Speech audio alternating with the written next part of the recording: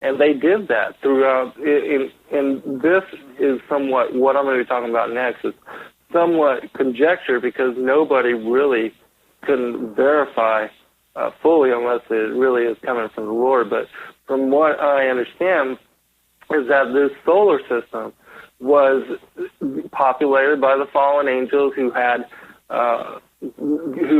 planetary trade, and they had a whole system where they were inhabiting different worlds. They had way stations. They talk about this in all the different teachings of the Sumerian peoples this is from a book talking about the prior times, even before the Sumerian cultures were established by these fallen angels post-flood.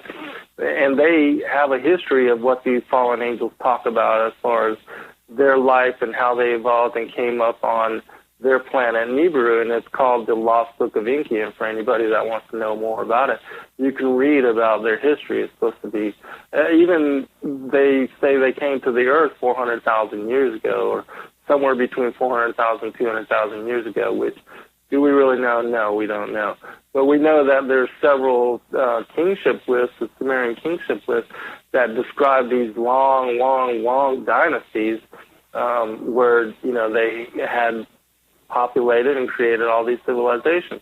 Well, they were then, manipulating and creating and corrupting the genetics of different creatures and even the vegetables and the vegetarian world that was here. They were doing abominable things. They were even having sexual acts. It even talks about in that Lost Book of Enki where the Anunnaki, when they first did these genetic DNA experiments, then what happened is they went actually to bestiality. Enki actually impregnated with his own seed this ape woman and created whatever it was, their hybrid creation. It was some abominable creation. Who knows what it was? But it talks about all of that, and this was before the creation of humanity. So the Lord was watching the angels already corrupting and destroying worlds, and so we know from Peter 2, chapter 3, where it talks about the destruction of the first world age, because it was a great flood. Who knows what kind of flood? It could have been a universal. I don't know what kind of flood it was, but it was a massive something to do that destroyed the first world age and all the cities and the planets of the fallen angels. And it's my opinion that this took place with the introduction of Nibiru, because if we study the Enuma Elish, and I'm actually going to put a book out on this at some point when I get some time, but if you study the Enuma Elish and some of the Babylonian creation tales, the epic tales, there's also, in the Lost Book of Enki, there's a Sumerian description of the Enuma Elish, and it gives you a story of what happened to the planet Tiamat and how Nibiru became part of the solar system. And in that tale, it talks about the outer planets capturing Nibiru, and I believe the Lord did all of this specifically on purpose, because what had happened is that Nibiru was then brought in. It was spinning the opposite direction, and it was actually taken into trajectory to what was known as the planet Rahab, or a planet that was there where the asteroid belt was. And this planet was shattered by one of the moons of Nibiru, and it was split into two, one part turning into what is now our moon. It was called Kingu, and the other part, the Tiamat, the split part of Tiamat, then became what was known as the Earth. And it was the impact of that moon, the satellite impact in that planet Tiamat, that moved the Earth, or Tiamat, what it was originally called, to where the Earth is now, and also gave us the moon also as a satellite, which, if you look at all the other planets, there's no other satellites that are that large, whether it's a artificial or whatever it is. We know that it's special and unique to our particular world. And then life became at the precise distance, and all the everything became perfect for then what the Lord did as far as creating modern humanity. And this is when the second world age happened, because the Lord created humanity, put them in paradise, and the fallen angels, they wanted to take revenge against Yahushua by causing Adam and Eve to fall.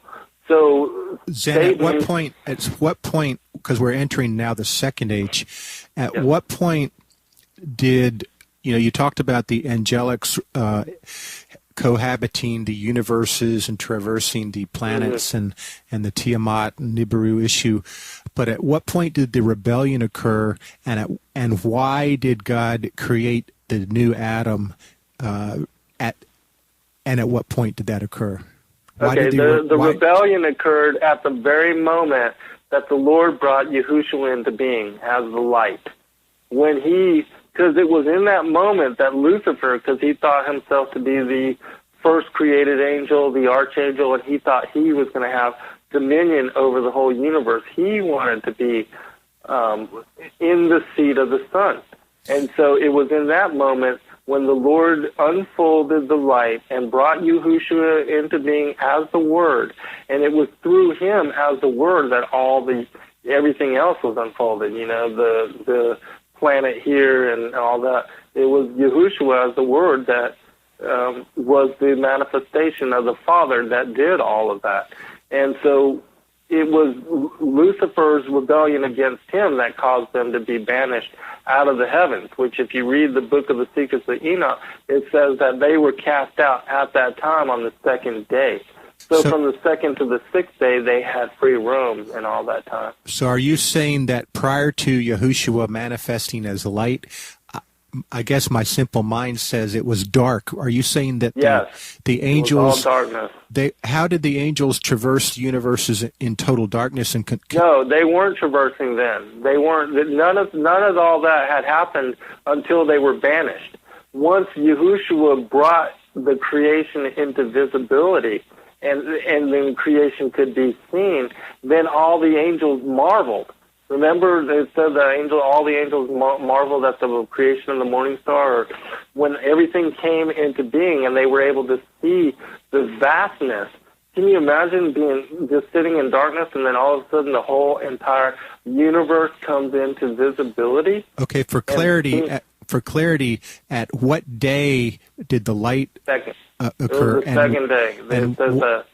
What were they doing during the first day, which could be thousands of years? We don't know. Because what were they actually doing in darkness? Just sitting there, or what were they doing? Yeah, it says they were just sitting there in darkness, and they thought themselves to be pre-existing beings. It was like a pause. There was like a pause where the initial dynamics of creation were implementing all those super forces. Gravity was taking place. Worlds were dividing. Planets were being created. Galaxies were spinning off. They were, all this was being watched in darkness. And when the Lord split the light and the darkness, Yahushua came into being, they saw all the universes. They saw everything then. They didn't want to serve. 1/3 of the angels didn't want to serve. They wanted to go explore all the stuff that they had just seen come into visibility. All these worlds, the vastness of the universe. They wanted to go find their own worlds to rule. And that's what they did. Yeah, I was going to say, is that not what they did with Atlantis and everything? And maybe yes, that's exactly what they did. So on the second day, light occurred. They wanted to start roaming around. Hey, look at all this. Look at all this incredible stuff. Look at this planet. Look at this world. And so they went and actually explored and set up camp, Mars and other locations. Right. So that was at the beginning of the second day. So continue from that point.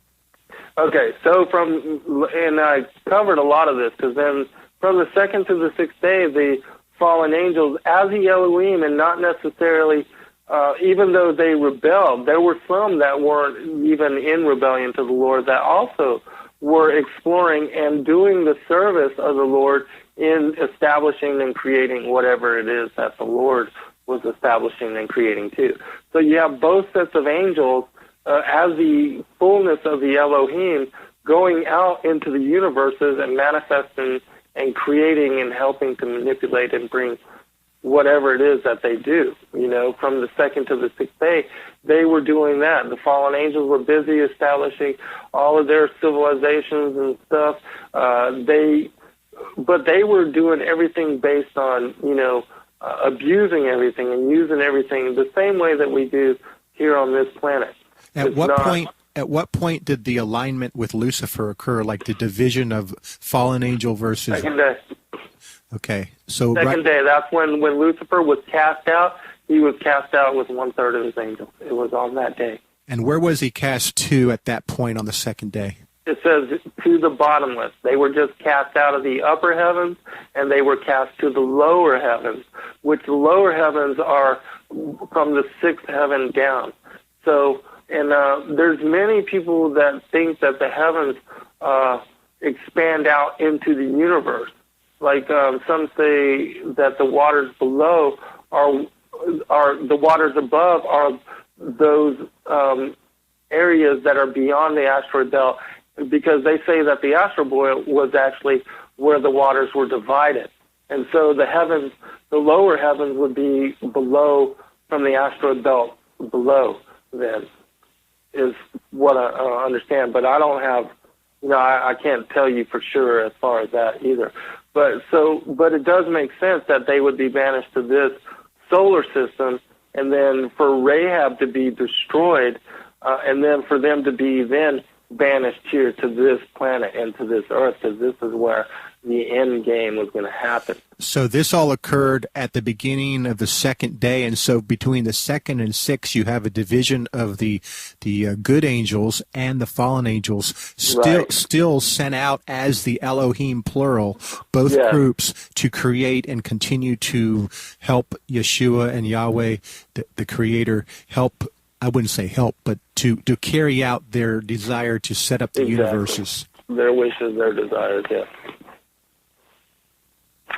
And then so we come to, again, to Peter chapter 3, where it talks about the destruction of the first world age. You also go to Jeremiah chapter 4, where it talks about, lo, see all the cities that were destroyed, lo, there was no man, all the birds in the heaven fled. It talks about that, the destruction of, this particular fallen angel cultures and civilizations, and there was a war in heaven. And I do believe that the good angels and the bad angels, that they were fighting, and there's actual, there's even stuff on the moon that it shows this. There's even on Phobos, strafing on Phobos. I mean, there is evidence of a war in heaven on many different levels. And how all that took place, we don't know exactly. But yeah, a major war in heaven did occur, still is happening, still is occurring. But the focus is going to be here, because it talks about, even in the revelation of St. John the Theologian, that at the end of days, when judgment would be nearing, they would be stripped of their ability to fly and their ability to get away. Because judgment is coming, and they're going to be judged. This is it. This is it for them. At what point along the second to sixth day did the Jeremiah chapter 4 destruction occur in your view? I think it was right, it could have been when Atlantis happened. It could have been that 13,000-year episode before. Who knows exactly when it was, but it was a total destruction of, their cultures and civilizations by water. Talks about how, all these, their civilizations are even under the water. We know there's a place called, off the coast of Japan. They just recently found it. It's a city that's like miles and miles up underneath the ocean that couldn't possibly, according to history and to what we know as science, shouldn't exist, because it's this megalithic structure and complex that was built in a fashion and a form that we can't even replicate today. But if you know about this history that I'm talking about, know about the fallen angels and about their prehistory before ours, then you'll understand, and it all makes sense. And so that Jeremiah 4 destruction is talking about that major destruction. And there were many, because, even Sodom and Gomorrah And those 5 cities, they were destroyed. Atlantis was destroyed. The Lord has been destroying them over and over and over throughout the very beginning, just to keep them in alignment and just to keep them in check and to slow them up in their agenda. Even with, the Tower of Babel, when they created that Stargate and that system to get into the heavens, the Lord came down and confounded all the tongues and split up all the tribes and separated all the people. He was temporarily, stopping the agenda, that New World Order, the global government that Satan is trying to manifest. Okay. So we get to the second world age. You want to go there? Yeah, so we're entering the second world age, and which day are we at this point? The 6th day. We're at the 6th day. And in the 6th day, the Lord... This is right after the angel wars or during the angel wars, right? Right. Well, this is, it kind of, because what we have in Genesis 1 is a recreation of the earth after the destruction of these angel wars. Then you have the Lord recreating the planet in a way that would be hospitable to the creature he's about to create on the 6th day. And so Genesis is about him unfolding the perfect paradise, hospitable place to put Adam and Eve, and it was a set-apart place, too. Was not Adam created first just as Adam and then later the Adam and Eve?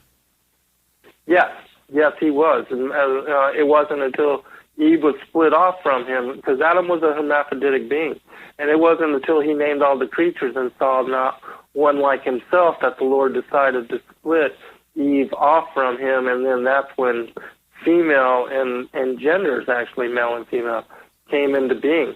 But before then, Adam was much like the angels, a hermaphroditic being. And let's talk about that just a second before you go into the details of the second age. One, I do think Dr. McQuaid might be onto something when it said, and he took a rib of Adam. It might be a ribosome, so we can talk about that later. I think he might be correct on that.